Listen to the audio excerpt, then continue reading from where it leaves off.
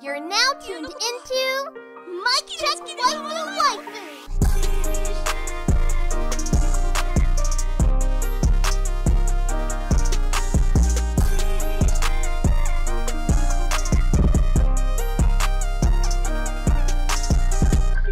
Hello and tell, is that you?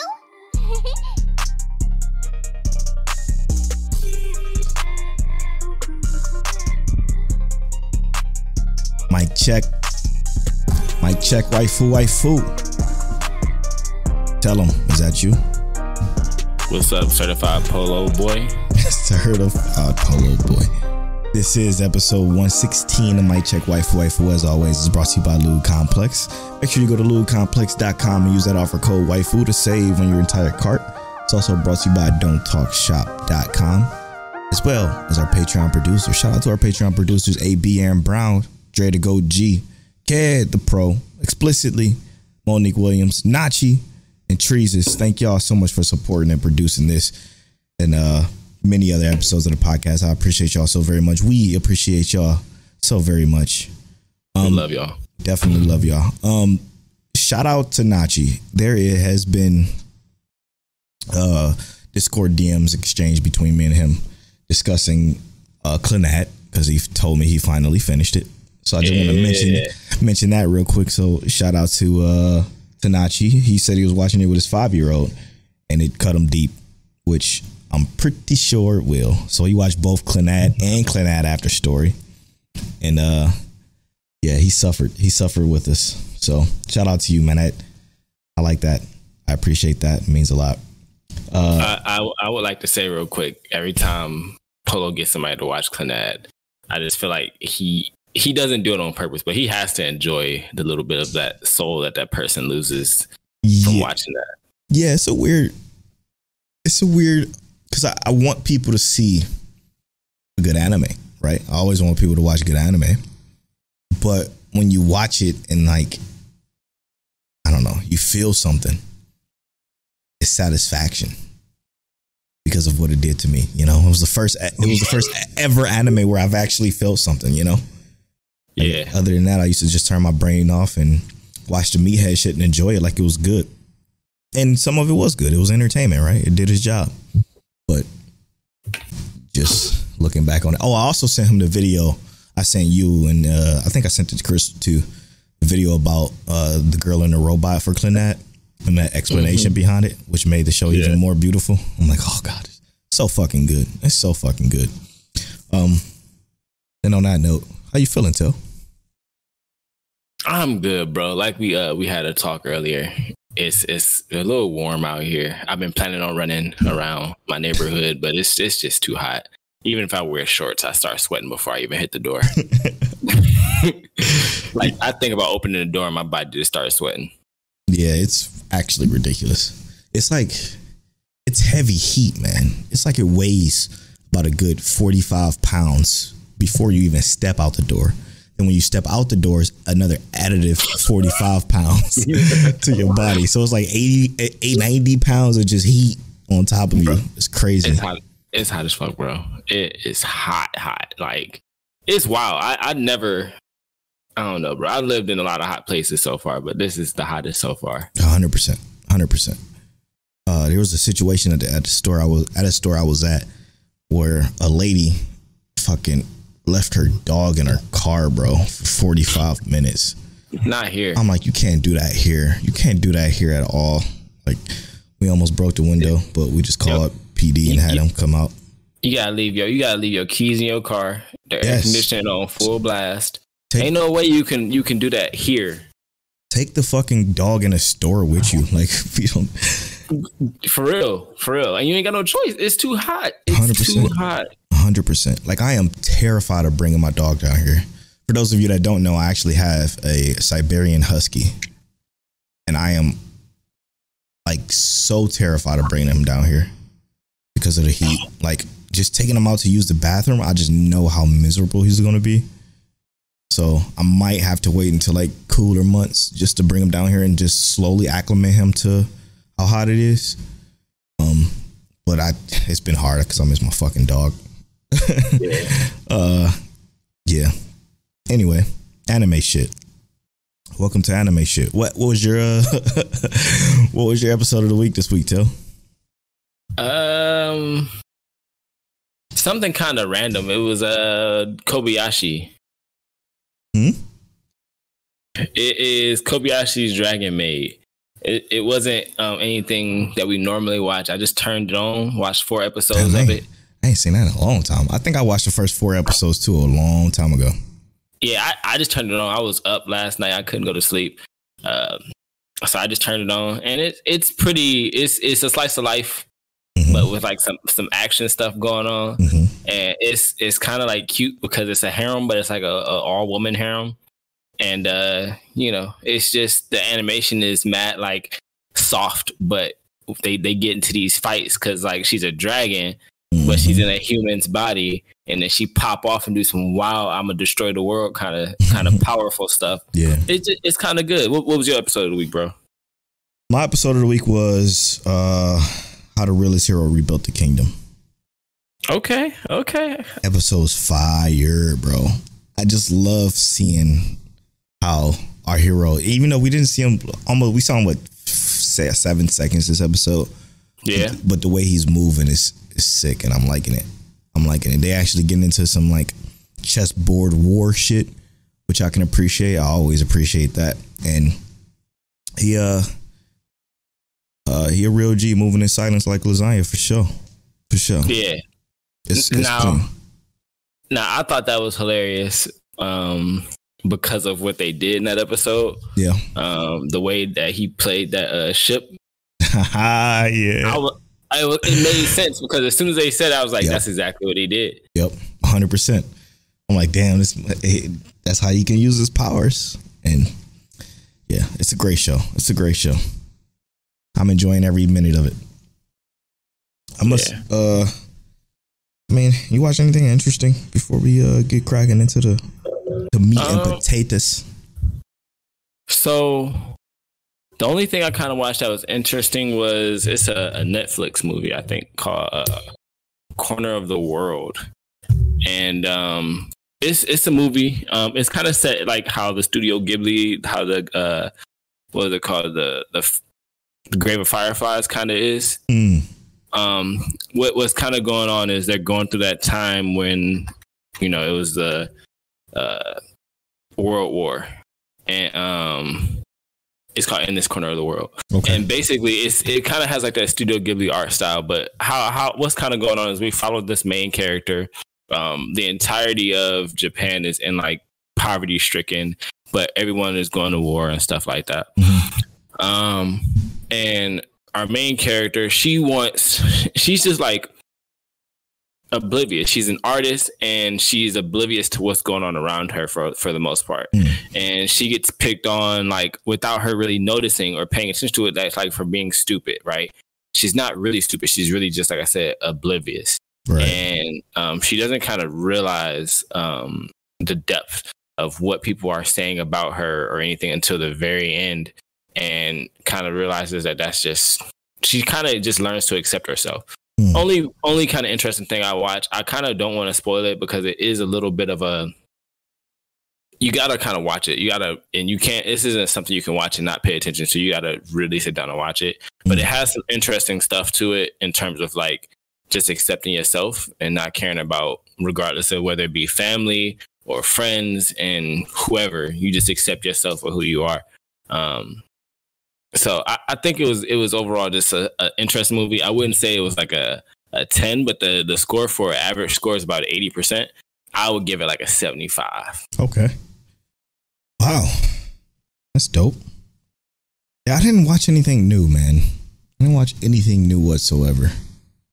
I actually slipped on two shows that I was watching that I let fall behind, and that's a Duke of Death and His Maid and Battle Game in 5 Seconds. Battle Game is still good, or it was good. I stopped at episode 6, so I'm 2 episodes behind. I want to keep watching it, but I don't know why I didn't. Oh, and I guess the case study of Anita's too, I need to pick back up too. This latest episode of Battle Game, I thought was interesting, but it didn't really. It was like the start of action. Like things are gonna start moving. Yeah. So I don't think you missed anything on this episode of Battle Game. Case Study of Vanitas. I'm watching the sub, and the sub is active right now. On the dub, I think where you're at is actually some interesting stuff happening. I got a bunch of episodes before I even catch up to the sub even. So yeah, it's like what, 4 episodes? Oh, is it only 4? I mean, for like the dub, it's like okay. 4. Okay. So, yeah. But Case Study of Vanitas is one of my favorites of this season for sure. True. Of the season? Yeah, I think it's pretty good for this season. I'm not saying it's the best of the season, but it's one of my personal favorites. Man, that shit skimmed through my ears. I'm like, wait a minute. Did he just say this season? I'm not saying it's the best. I'm saying it's good. Okay, I got you. Because a remake hitting still. Yeah. Hitting hard. Let's talk about our childhoods a little bit, shall we? Let's do it.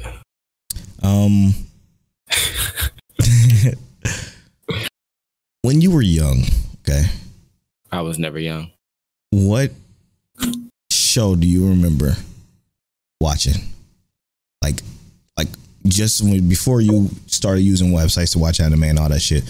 What shows do you remember watching on a late night? Trigun,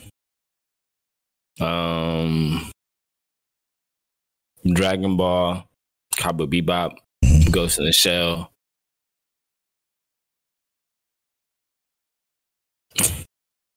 Some Inuyasha. So my run entailed of a little Cowboy Bebop because it was always later than usual. Ghost in the Shell because that was always after Cowboy Bebop. What was that? It was one that came on that fuck it. Eureka 7. Yeah, Eureka 7. That was one that always came on too. That I never watched. Evangelion, I think, was on there. Evangelion, yeah. That I didn't. It's the ways I never seen on the Toonami. That was like the 4 o'clock Toonami back in the day when we were kids, like 14. No, not 4th grade. I mean, like when it came on with Big O and shit. That trash ass show. Oh yeah, I forgot about Big O. But it's crazy how even back then, I absolutely fucking hated when then Inuyasha came on. For real. Because then I knew how irritated I was going to be. So what we are going to talk about right now is the nostalgia of anime, right? That feeling you feel when you see an older anime, the thoughts, the emotions, all that good stuff. And then we're going to dive into a tweet that I posted that on our Mic Check. Follow us on Twitter at Mic Check Waifu, and our Instagram at Mic Check Waifu. But I posted a tweet that I didn't think was going to do anything at all. Wasn't intending on it to at all. But it mentioned something about one of these nostalgia anime that, you know, a lot of people, 85% of the people agree with us on how we felt about it. But like, how can I say this? I don't understand why some fan bases get so rabid about shows that are just so shit because of nostalgia. Yes. Help me understand that, Till. I mean, so I think that part of that nostalgia is the fact that people they romanticize things. Damn. Right? Tell them. So if you romanticize things in your head, you're gonna think something's good. That might not actually be the reality. That's not always the truth, and that happens. That happens with everything, right? Like, right. If you think like, oh, meeting this celebrity is gonna be amazing, and then you meet that celebrity and they're an asshole, you romanticize that entire thing. When in reality, all the signs were there. And you did the same thing with that anime. You thought that anime was going to be amazing. You romanticized it and you watched it and you grew up and you watched so much anime because that was your gateway. Like, just because it was your gateway doesn't mean it stayed good. You have a new spectrum of stuff to like compare it to now, right? And it just isn't good. And I would like to say Inuyasha wasn't good to begin with. Yes. And when we had all the stuff we had to compare it with in general. Yeah, like even back then, I never thought it was good. And I think you felt the same way. Like I don't think that show was good. Reason being is because, for one, I had the most ridiculous, outrageous, dumbest relationship between Kagome and Inuyasha. I had to be the most ridiculous thing I think I've ever watched. And I said this on Twitter, and I'm going to say it again. I even thought back then that it was super fucking weird that they said that this edgy teen cat boy was 105 years old or whatever it was, and Kagome was 15. I always thought that was just fucking weird. Very weird. Yes, he was stuck in time. I don't even fucking know how that even worked. Due to a magic arrow by, an old girl that he was already in love with forever, which then magically disappeared for the reincarnation. I don't know. It was all just stupid. I always thought the show was dumb. I watched it because I didn't have a fucking choice because it was on, but I never ever thought it was good. Even the side characters, even the story, even the 3 attack moves that Inuyasha had that he used the entire show. Even the villains were ass-tastic. I think the best Naraku was trash. The worst villain of all time, bro. Of all time. Well, what was Naraku's goal? What did he do? Collect the Shikon jewel and be a bum, and he didn't even complete that for real. He didn't do shit. He was fodder. Something to progress the story of their relationship forward. Yeah. To be completely fair, the best part of Inuyasha was Sesshomaru. Was it? He was so much better. He was the only character with like that felt like developed.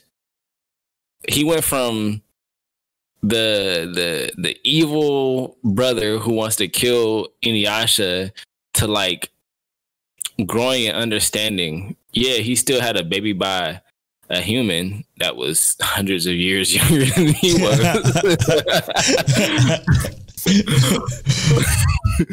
But he was also just a much better developed character. And that happens a lot in these kind of anime. In these older anime specifically, and a lot of anime in general, it's like these side characters or characters who are pseudo main characters are way more developed than the main character is. And Sesshomaru was the only thing I would say was worth sticking around for. But what developed him? His actual experiences, like him meeting, I guess, with the other humans and having to take care of a human temporarily in that anime. So the orphan girl that he had a baby with it. He groomed her. He groomed her the entire fucking time. That's the point that I was getting at. The show is fucking weird. It is very weird. I agree. As story of just a hodgepodge of mess, man. Okay, so let's look at some of these tweets though, because I got something that's funny. All right, so to start off with this conversation, I just had to get our general thoughts of the nostalgia of anime real quick. But let's talk about what started all of this. Now, the tweet I was referencing earlier this episode, I tweeted it. What day was that? Sorry, I have to find it. Here it is. I tweeted this at 8:29, August 29th, 2021, obviously, for those who are listening way into the future. The reason why we all woke up in the middle of the night to the outro of Inuyasha is because we always knew subconsciously that was the only good thing about the show. Shrug. And I was just being silly, thinking about how good the fucking outro was. Like, whenever you hear the outro, you want to sing it. It always woke us up out the middle of our sleep because, yes, it was very, very loud. And it was good, though, but yeah. Yeah, it was good. It was good. Everybody woke up singing it.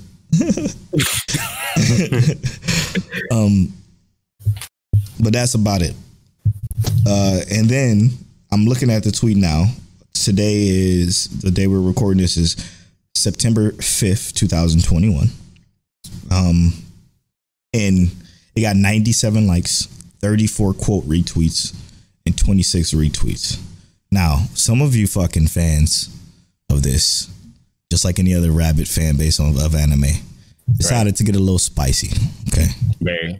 The ones that got spicy, we are going to absolutely destroy. I'm just going to say it now. I'm going to say it now because you deserve it. But I will say this. Congratulations. You're... What's the word I'm looking for? Infamously. Yeah, infamously embedded into this podcast now.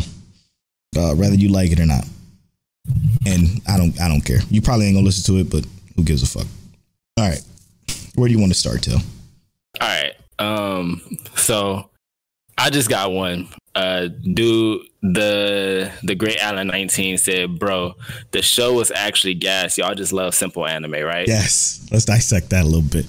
So real quick, I just wanted to say this because he got 3 quote retweets. One is from me, but one was from Durag Deuteronomy. He said, "No way you on here trying to act like Inuyasha was a complex anime." And then our girl Kanji said, "Stop lying." Oh my god! Yeah, so simple. So anime. the biggest fault with this is saying that we like simple anime. Mm-hmm. When in reality, it's the complete opposite. We shit on simple anime. And the fact that you would think Inuyasha is complex, I would say shows how simple you are. I mean, there are different storylines, but they're all shitty and they're all not very well written, or they're not very congruent to what we're trying to get accomplished in the show.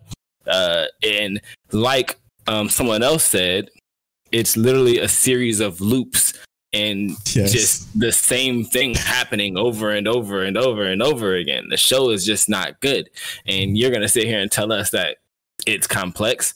I said I have literally never heard anyone call Inuyasha complex. I always thought the plot characters were shallow and obvious. So yes, they are shallow and obvious. Nothing about this show has any kind of development past the elementary school level, because we can. That's when I think this was meant for us to appreciate it. Yes, when we were angsty preteens, not even teens, because at teen I would be like, "This is not it." No, right. But yeah, bro, that's not it. That is a fantastic example of what we've gotten when it came to this tweet. Some of the most outrageous shit, like. Oh my gosh, it's so many we could pick from. Well, not really a lot. It's like I said, it's only about 85% of the people who were catching up to it. I just got a bunch of caps. So like at EUBanks_legends, just put cap. Say psych right now at young. At young_rejected said. But why? But why? No, I would never say that.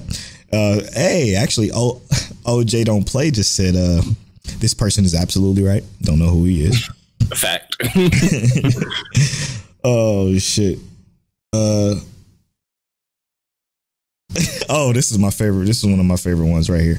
DJ Moose Tracks says, I used the show to fall asleep. Shit was the perfect amount of boring, but I'll give them credit for them endings.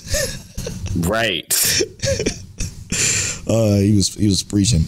There's some tweets I do want to save for a specific situation. I am going to bring it up, but I just wanted to give you guys some of the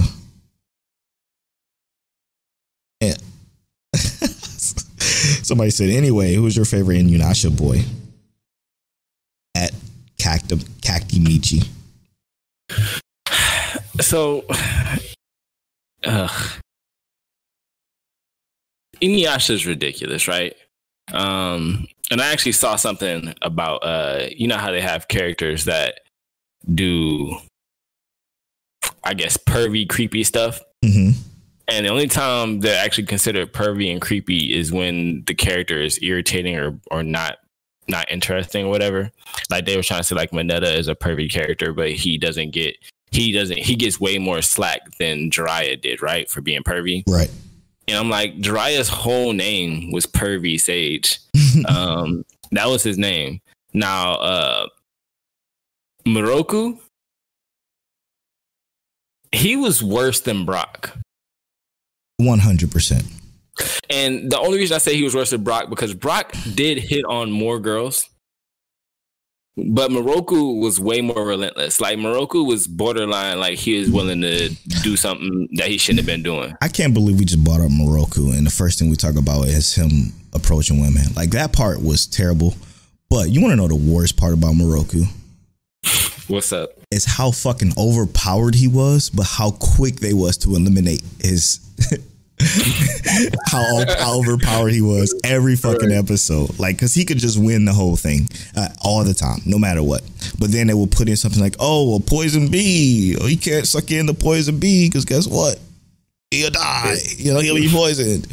Like it was the most ridiculous character in the show. Like, what was the point of introducing something like that if you just go take it away almost every chance you got? I hated him so much just for that. And it wasn't his fault.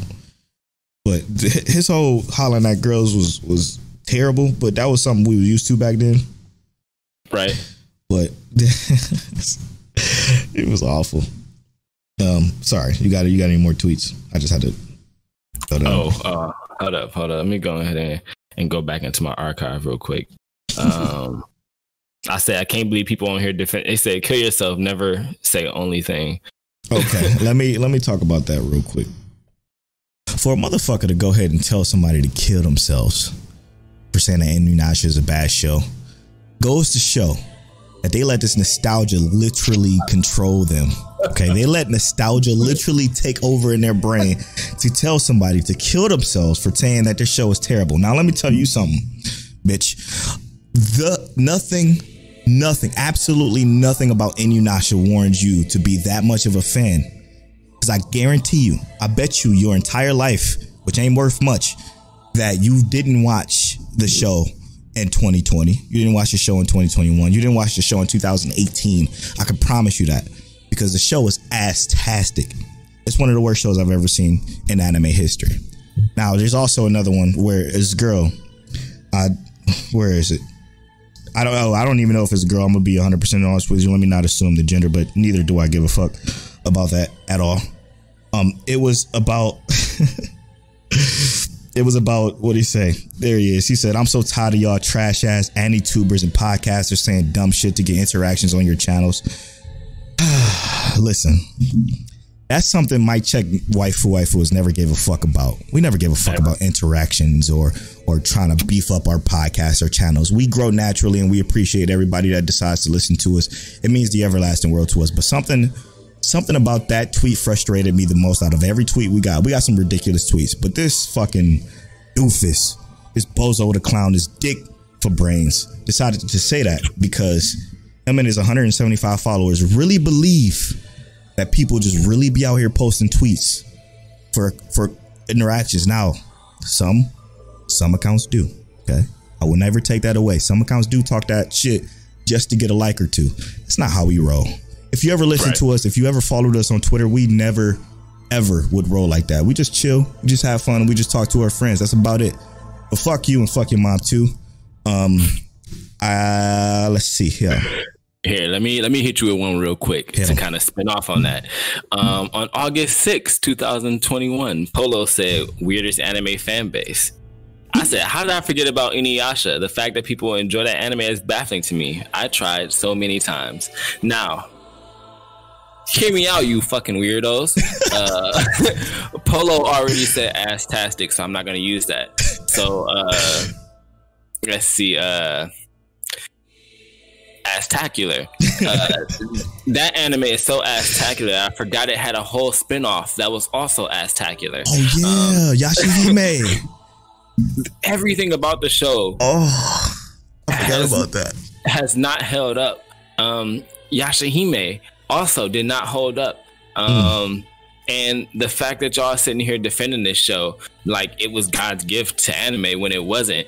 Literally. Yes. Literally. The fact that I would put DBZ above Inuyasha easily is baffling. Because like DBZ, while it was monumental to the anime community, some of y'all act like Inuyasha was as monumental. It was not. If you erased Inuyasha from anime, we would probably be fine. Just like if we erased you from our timeline, yes, we would probably grow better. Easy enough. So, go away. We're not worried about you. What's crazy is that the females on this is mostly females that are absolutely ridiculous about this show. And it's because they have this infatuation with cat boys. Now, listen, that's okay. It's cool. I don't know what you like. I guarantee you, if you take, I don't know, 3 episodes to watch the show today, 2021, from the time that it was back in whatever the fuck, 2000, 2001, when we started watching it on Toonami, I bet you my entire salary that you would not like the show. I guarantee it. So, if you want to take me up on that offer, you can tweet at me at Polo Born Fly. You can tweet at King Teliano. You can follow our Twitter at Mic Check Waifu.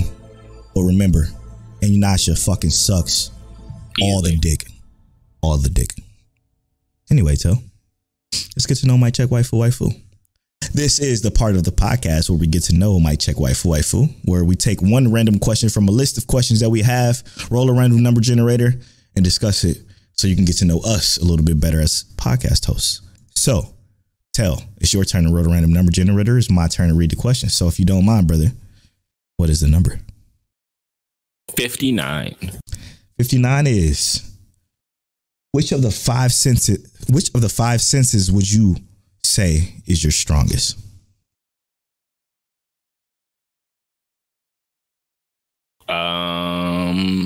Sense of touch. Okay. Because I think my hearing is okay. I think my taste is trash. I think my smell is trash. My eyesight is regular, but my sense of touch is on point. We both know my eyesight is terrible. My has been terrible since like the 6th grade. But my sense of hearing is unrivaled. Now, you know, I think it's an anxiety problem, because whenever I have whenever I'm in public with a bunch of people, my hearing gets amplified to where I can hear every fucking thing around me. Like everything. I can hear it all. It's heightened for some reason. It's the weirdest shit. And it makes me so uncomfortable because I hate loud noises. Like loud noises, it drives me fucking insane. I can't stand it. I don't like it. I hate it. Hyperfixation? Yeah, so I'm about it, man. I can't do it. It hurts. Yeah, that's my strongest sense. Sense of touch. Well, what does that mean? I'm an artist, bro. I'm used to it with my hands. Okay, that makes more sense. Okay. I'm used to understanding pressure. Like I know when I'm touching something too hard. And then I used to box. I used to box. So I know when I'm hitting something, I know what it feels like. That's just kind of, I know what my hands are supposed to do when I touch something, I guess. It's valid. Like I know. That's and valid. Then also like this, like I love this container, but like the fact, like the material itself would kill me in my dreams. You know how you just feel like it's grating? Yes. That's exactly what this is. But I love it. It's my favorite, but it's the worst. You want to know something funny? And you know this already, but a little secret about Polo and apparently his brother and his little sister.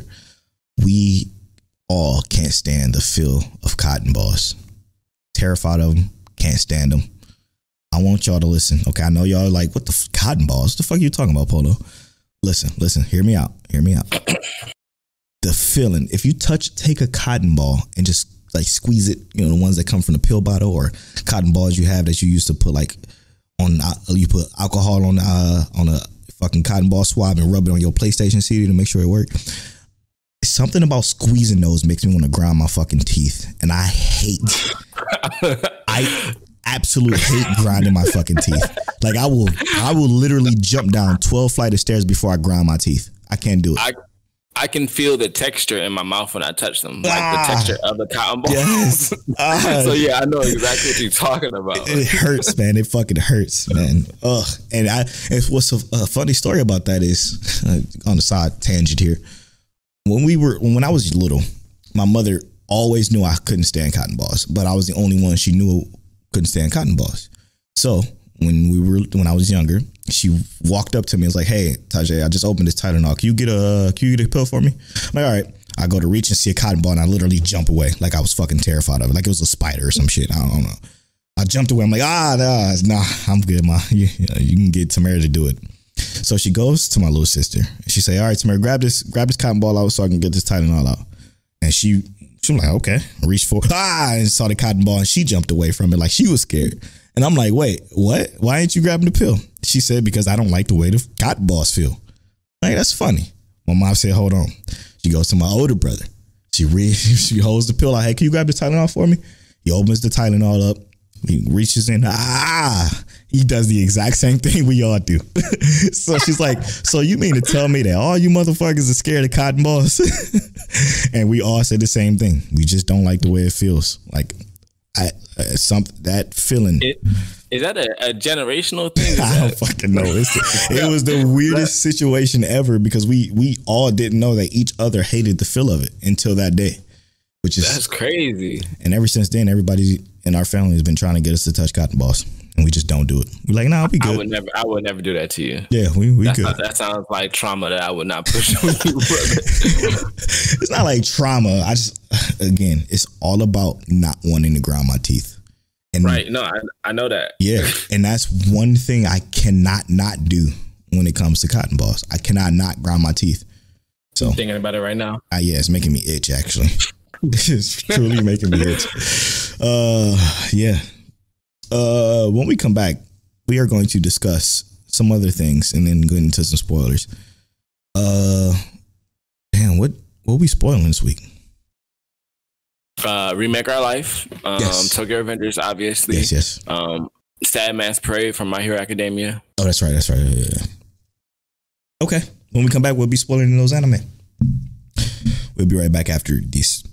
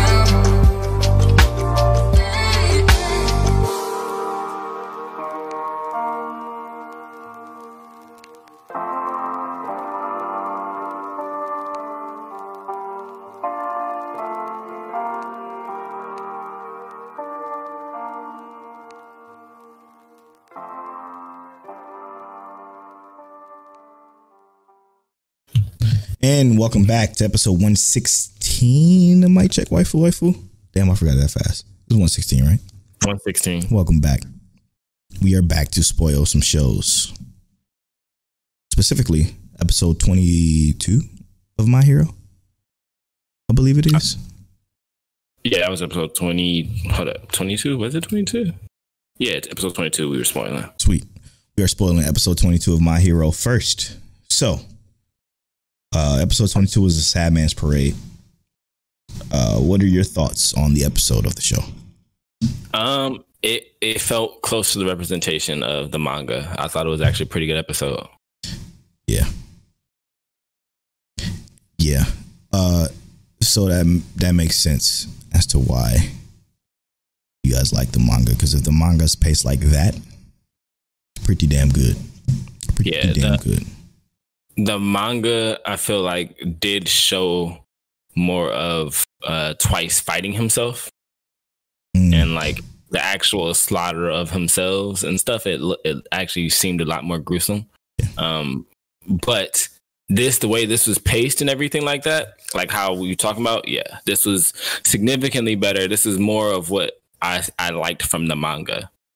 So it made Twice a little bit more understandable as to why he feels like he's splitting apart. And overall, it showed a little bit more of his. Obviously, we already showed that he cared for Toga, but it showed him overcoming that boundary of like his overall fear of not being the original copy. Yeah, it took me several minutes.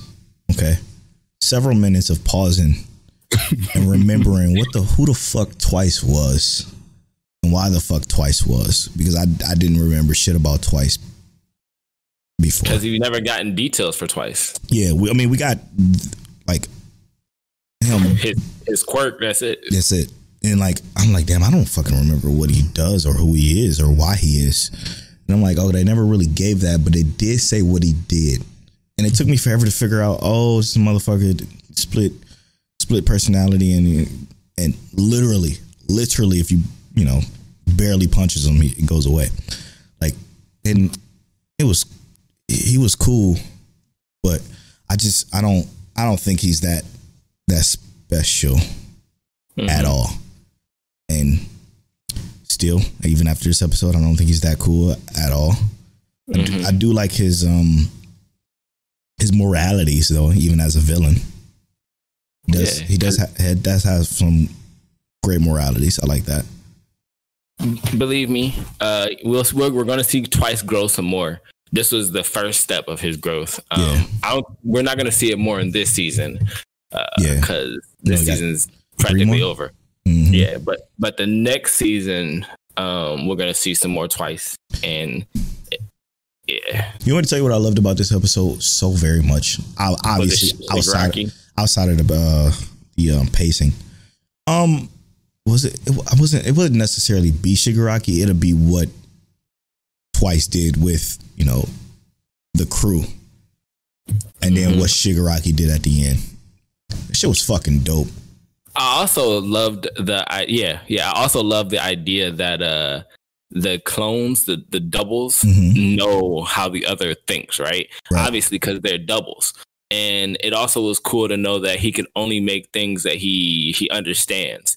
Right. So like he can't just make a bullet like that takes away the quirks because he doesn't know the anatomy of it. He doesn't know how it works. He can't visualize it. Right. But he knows how Shigaraki thinks. He knows what's going on. So he can make a Shigaraki. And when he made the Shigaraki double and he goes flying out the window, because I saw him on his way and I know exactly what he's gonna do. And then he does it. I was like, that shit was dope. Just the whole, just to say it was like a cool representation of how those doubles, they're not just flimsy, phony copies. They're as close to the real thing as possible, almost. Yeah, I wish My Hero was consistent, man. Consistent episodes like this one and the one before will make the show so much better. But that's probably why the manga is so much better. Yeah, but I think what makes the manga better is that it's quicker and it's harder for it to mess up. Yes. Because I'm like, when I in my head put My Hero all together, I just think like it's a good season. It's a good season, but it ain't great. didn't blow me back in the slightest. At least not yet. There's still 3 more episodes. So I can't pass full judgment yet. But the majority of it was like, it was cool. Again, the Todoroki stuff was it was brilliant. Well paced, that stuff. The class versus class shit was the worst pacing, I think, second to before the overall fight, obviously. That was everything before the overall fight was garbage as far as pacing. But, you know, I mean, gonna harken back on that. Yeah. Their pacing, like the last episode was pretty good. And the only thing, and I think I didn't really mention it about the last episode, was like they didn't really go into the depth of like Shigaraki was fighting and then seeing him his quirk slowly getting better, like him touching one person that spreads to another person. Mm-hmm. They just showed us straight that he touched one person and disintegrated everybody. They didn't really show us like the steps of the evolution, right? But it would have slowed down the pacing for the episode. But I also think that it would have been better if they take out some of the other things that they put into episodes that slow down the pacing, right? Because those were things that would have been cool to see. You know, Shigaraki fighting the group and then disintegrating them all one by one, and then going slowly, that quirk building up to just saying like, poof, I disintegrated 30 people at once. Yeah, that's how it happened in the manga. That would have been more impactful for people like us, right? Because we want to see that development. Yeah, not for the masses, you know. But these episodes, like I said, they are better, these last few episodes. Now, I feel like they're going to stay on this trajectory until, obviously, it's done. And then we got to wait till next season. And the next season will start off slow. God. We're going to have to do a My Hero antagonist. We probably will end up doing that. But I'm reading it after this season is done. Another show that I'm reading, unfortunately, that I kind of just don't want to and I just want to watch, but I know we are going to. That's Tokyo Revengers. Tokyo Revengers finally has an end date. It's ending at 24 episodes. We are about to spoil episode 22. So, episode 22 of Tokyo was pretty good. This is a really good way to do backstory. Yes, it was expertly told. Because like it's not like they tried to pepper in backstory in the middle of the anime, like in the middle of like heated moments. Right.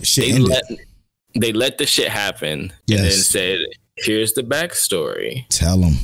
And it just felt good. It made like we already kind of liked Baji to begin with, and we just kind of liked Baji more. Yes. And I don't feel like Kazutora's is redeemed in my eyes. Like he's not redeemed because like what he did was a lot, but it gave us a group resolution that the group's not just completely broken up, and there is a step forward, and that essentially, even though Baji still died, that Takemichi succeeded in a sense. Yes. And as far as we know, because we really don't know what the outcome is about to be. Valid. But as far as we know, in a sense, Takemichi has some semblance of success. Valid, man. Listen, you said it so perfectly. Like what it did, man, and how it just brilliantly fucking wrapped up that Baji thing with the emotions and how everybody was feeling in the situation. Before that, it started with how they literally formed the Tokyo Majin game, or what were they gonna call it? Tokyo Manjiro game. Manjiro game, yeah. I was dying at that. And then it goes right back into the present. Like that shit lasted 3-4 minutes, right back into the present, and then fully into the past with Chifuyu. Like that shit was so good, man. It was so good. And it was just enough for me to be like, damn, you know, just to have that feeling of ouch, right? Like that hurts. And then the way they became friends was clearly special, you know. I thought he was going to be like, he was going to try to fight Baji, or Chifuyu was going to try to fight Baji, and it wouldn't go his way. He'd just get beat up, but then he'll start respecting him. No, they're like, nah, it's more development than that. It's a lot less simple than that. it also gave Baji that character of like, even though he's playing the delinquent role because that's what he is, he cares about what his mom thinks. Yep. And a lot of these delinquents do care about their families 100%. In a sense, or they come from a broken household where they don't have both parents in the home, and they try and show that love to whatever parent they have available. Right. Like, you know, Mikey might not have had his parents. He probably only had his brother, or, you know, we don't really know what his household looks like yet. But that was something that was just overall really cool to see that Baji cared about what his mom thinks. He said, I can't get suspended anymore. I don't want to make my mom cry, you know, because he was in what was that called? What's that? The child jail. Juvenile detention for a year. So he got held back, and then he came back, and they thinking like, he look at him and you instantly think he's a nerd, but that's not really what he is. He's trying to put on that facade so that he can try and, you know, will himself to be smarter and do better. But really, he all about them hands, and he throw them things. Yeah. And that was, I liked it. I thought that was so cool. It really was. It really was so good. So fucking good, man. I just think Baji was the best character in the show, to be honest. Hey, yo, we both rock with Baji. Yeah, he was the best character in the show for sure. And he wasn't even in it for that long, man. Yeah, when you think about it, right? Like, what was it? Oh, damn. He was absent for majority of the season. And he showed up, 3 episodes ago? He was introduced during that fight, yeah, when they were introducing all the captains and shit. Damn, and he has such a major role. Like they all do, right? Right. I am interested to see where or how or if Takemichi becomes the head of Toman. I feel like he can't. He can't. Yeah, I feel like he can't. Interesting thought. I think if he does, it's going to be a universal vote, right? Like they all going to be like, yo, we really rock with Takemichi. We want him to be the number one because of what he helped do with Baji and all that kind of stuff. That might be a thing, but I don't think that's what's going to happen. I think Mikey is still going to be head of Tomo, still of Tokyo Manji Gang. But I think what's going to happen is this is what's going to cause an issue with Kizuki, is that Kizuki is going to see like, okay, nope, they putting too much faith into the old boy right here who don't got no hands. So let's figure out how we gonna blow him up and get him up out of here, because he's still trying to gain Mikey's trust, and he hasn't done anything in this fight to be distrusted by Mikey yet. See, okay, that's the hard part, right? Like, Kizuki got into the third. What was it? He was the third division? No, he wasn't. I think it was the third division captain. Okay, yeah, you might be right. To replace Pachin, so he became that by bartering Pachin. Yeah, by bartering Pa life while he was in juvie. Why the fuck don't Mikey think like, yeah, him using that to get in, something's up? Like, why wouldn't his thought process? I don't think, because he wasn't really like bartering his life.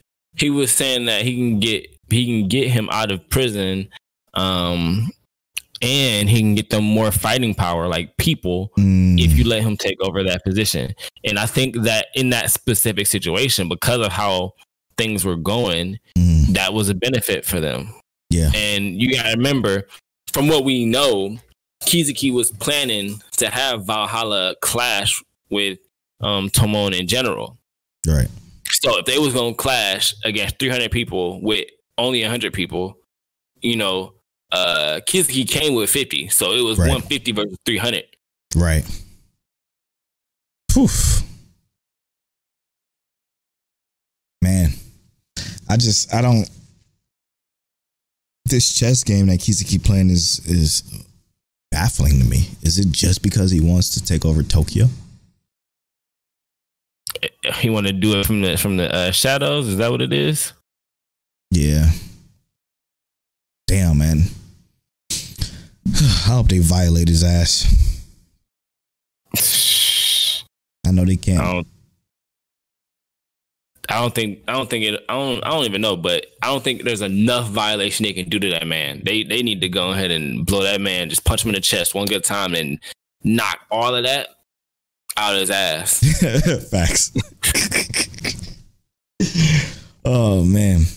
The next show they're going to spoil is episode 9. Yeah, episode 9 of Remake Our Life. My favorite show of the season. Seriously. This episode is a banger. All of them is bangers, bro. But like, so we had a discussion where we didn't really know where they could go, right? Yes. Where what it might feel like. We know that he's in the future, and now he's ahead of the time that he was when he started. Right. And so it's 2018 when we came to this anime. It was 2016. He went back to 2006. I think. Yeah, he went back 2006. He did at least a year of school, and now we're back in 2018. He's married, got a kid. God, yo. So first off, the start of the episode, again, another show that respects your time with beautiful pacing, because the way it started, the first half of the show was beautiful. Like, okay, I'm coming into this life understanding that, damn, I got Shino as my wife. I got a daughter named Maki. I work at this video game company who was, kind of a middling video game industry titan. It's pretty cool. And then second half of the show, the realization of the situation is heartbreaking, bro. Heartbreaking. I don't know why I was so emotionally invested in this from the front to the back of it. 100%. I was invested because you get the idea that things are kind of fine, right? Yes. Like, kind of. Yeah. We know that oh boy is not doing art anymore, but we assumed that, well, maybe everyone else made it out fine, that maybe everything else is going to be okay. And we realized he wasn't writing novels. Yeah, we realized very swiftly how things start to kind of pan out. That Shinaoki is not drawing anymore, and she stopped because she felt like there was nothing more for her. And the way they led into that was actually really cool. Beautiful. Because they visited another artist who was famous, 200,000 followers. She had a very good following, and the project they were working on was blowing up a little bit more just because she was working on it. And he got there because he got some connections. He kind of figured stuff out. He gets there and they start talking, and she's like, "Look, I'm having a little bit of hold up." Basically, she's having like artist block, which a lot of artists run into because you don't know what to draw next a lot of times. Right. And she literally says, like, "I think I've drawn everything I want to draw," And the thing is with that is, as an artist, sometimes the appreciation for your art isn't enough, right? Like you just have to say, you know what, this is the next level, or I'm done, right? Like, I've completed my mission with this. And that's what she felt. She felt like she completed her mission, that the applause and appraisal, the appreciation wasn't enough. But what came from that was that she said that she was trying to go back to her roots, which that art style was more like Shinaoki's art style. That's what she was inspired from, which was a really cool thing that they said, because they didn't really say it, but they said, I was inspired by this, because that was just like the first drawing that we saw from her, right? And he says, this is beautiful. And, this is different from your original art style, but it's actually like perfect for what we're trying to work on. And she gets this inspiration because something she's doing that's slightly different is still getting that same appraisal. It was like that fear of not being approved of, right, for being different or changing what they were originally doing, kind of was lifted a little bit. Right. And then how they progressed after that, like I said, was amazing. Yeah, man, because it's like she was inspired by Shino, right?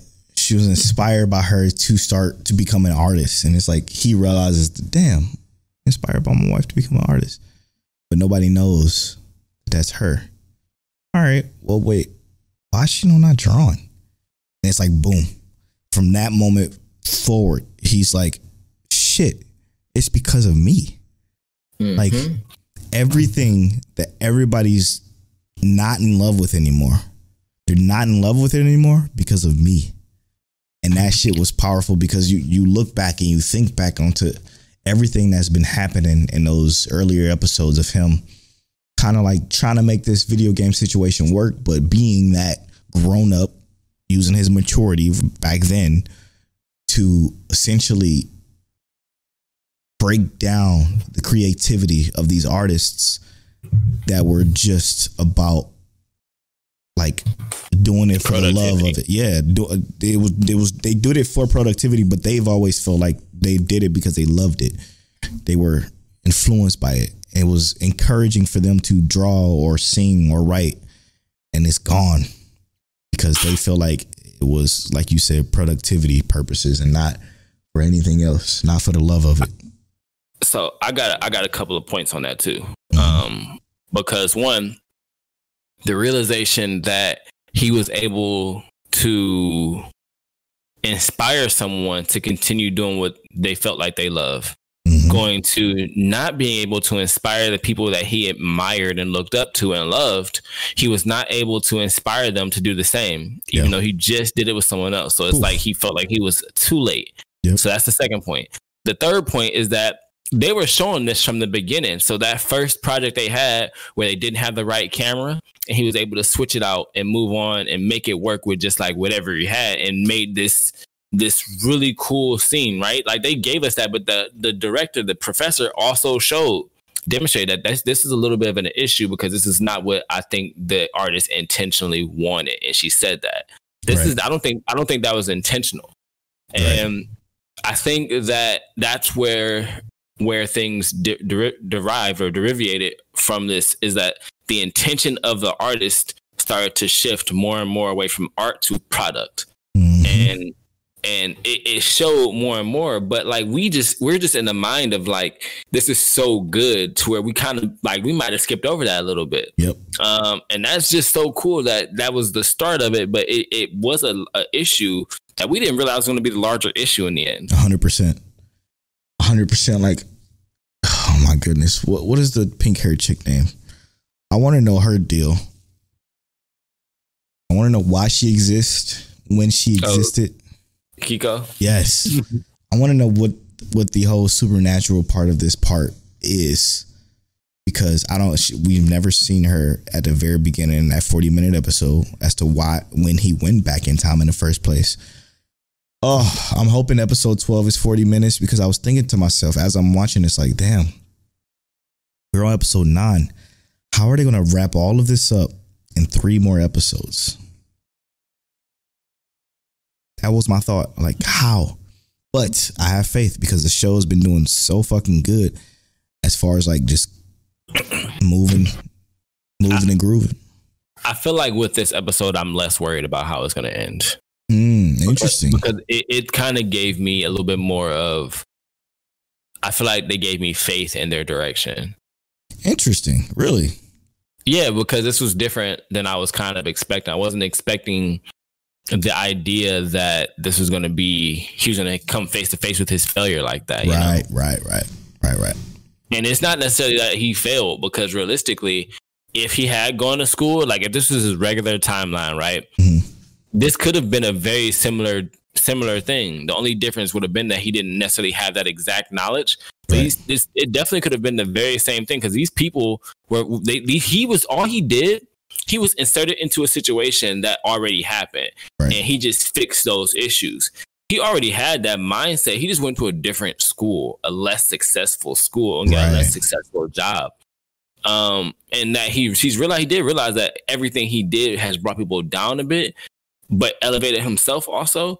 So it's like, yes, you kind of failed the people around you, but it's interesting to see like like he has to deal with that failure directly now. Yeah, man. He could have. There's so many ways this could have been different. He could have just let whatever happened. I wonder. Man, you know how to bring the podcast full circle. You know how Clannad had those stories of our guy, literally stories of him in entirely different relationships with the other girls that end up liking him, but realizing they couldn't have him. Like having those alternate stories and telling those like relationship stories, like almost quote unquote filler. I wish that this show could do something like that. You know what I mean? Just give me, because I just know when it ends, it's going to end, and that's going to be it. And I'm fine with that, but I just know it's not going to be like Astra Lost in Space, because when Astra Lost in Space ended, I didn't want nor did I need more. It was so satiated. It was so just perfectly well-rounded. I didn't need more. It was good. It was a 10. This is a 9 only because I know I'm going to need more. You know what I mean? But hear me out. Hear me out. Yes, sir. You don't know what the plans are. You are absolutely right. You're right. Maybe I'll be changing my tone. Maybe we'll go back home. What if he meets up with pink hair girl Kiko, and she like, look, I'll give you one more chance to redo, and they go back life and kind of redo it, and he's like, look, I'm only gonna really help y'all on this first one with the camera thing, but after that, hey, look, we gotta grind for this, bro. Whatever we got, and whatever we don't, we don't. That would be lovely. I just want to see what it would be like for him to live just right, because again, it was his maturity of his older, producer age that he brought down to his college years, and it fucked him over. It fucked him over big time. It didn't fuck him over. No, I guess. Good point. It fucked everybody else over. Good point. Yeah, that's valid. Because it propped him up. But he's so unselfish, and it seems like he's always been that unselfish type throughout the entire show that, of course, he might as well have fucked himself over because he's unselfish. Yeah. So it broke him. I can tell it hurt. Mm-hmm. This is just another really good episode. It was just really, really good. All right, Tel, give me your final. What do you think is going to happen at the end of this show? I think that he won't be able to go back and fix his issues, like what happened. I think that he's going to meet with all of them again after, and he's going to say, look, I know we did this in school, and I know we all gave up on such and such, but let's start our own company together, and let's head towards the future this way. And they're going to make a game together, and they're going to actually put their hearts into it the way they wanted to back then. You know what I love about that? What's up? Is he stays married to Shinoaki. 100%. That's the best fucking part about this. Still got his daughter Maki, which is so fucking cute, by the way. She's adorable. Absolutely love her. He missed years of life. Yes, he did. He missed about 5 years of her life or whatever. Mm-hmm. Yeah, that's rough. But it was so good though. It'll be so good for him to be with her because I think they should be together. Now, my final thoughts is it's going to be like you said. He's going to go back to remake our life, but this time it's not going to be remaking his life. It's going to be remaking our life. And he's going to go back and again, barely do a damn thing, be a student. And it's going to be a montage situation where he's going through the situations one by one by one by one. And the future changes. The way the future changes is that instead of him being with Shinoaki, he's going to be with Kasuagawa. And that's going to fucking hurt my heart because I don't want him to be with her. But at all, bro. But he will be. I don't think that's who you want to be with, though. You don't think so? No, I don't think that's who you want to be with. I hope it's not, bro. I'm praying I'm wrong completely. We shall see. Because why would they time skip and put him with Shino? I don't know, Till. All right. I'm just here so I don't get fined. Polo in his Clannad bag when they come to Remake Our Life. This is going to be Remake Our Life After Story Edition. No death. No death. We're not doing that. It all worked out. All right. After Story and Clannad did not work out. Don't say that. It did. It did not work out. It did. No. I think you always forget that last episode, which is the last 3 minutes of the last episode. It did. Okay. It definitely did. All right. Recap. So we just finished talking about Remake Our Life. Let us know what your final kind of prediction is for these last 3 episodes. How you think it's going to end. We also talked about Tokyo Revenger, another pretty good one from this season. We're interested in getting started to read this manga. Well, Polo not really interested. I'm kind of interested.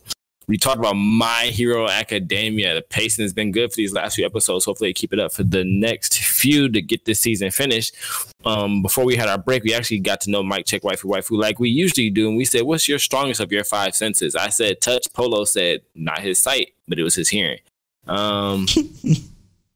We also jumped Inuyasha this week on Antagonist because some of these Inuyasha takes are just bad. Don't watch it if you don't have to. It's just get over it. I watched something new this corner of the world, as well as Kobayashi, which was my episode of the week because it was just entertaining. And Polo's episode of the week was Realist Hero. And then don't forget, Nachi watched Clannad. So, always check us out for more recommendations. Nachi, thanks for enjoying that anime because Polo pushing it on us and breaking our hearts. And that's been episode 116 of Mike Check Waifu. You can follow me on Twitter at Mike Check Waifu. Whoa. Back the fuck up. All right. Let me just redo all of that. I am at Polo on all social. Fuck. I'm keeping it all. I ain't cutting none of that. God damn it. Fucking shit. God fucking shit. Okay. I am at Polo Born Fly on all social media. I am at King Telliano on all social media. You can follow our social medias at Mike Check Waifu on Twitter and at Mike Check Waifu on Instagram. And as always, Mike. Fuck. God damn it. Shit. Mike Check. Mike Check. God damn. All right, I'm into this goddamn episode. Fucking shit.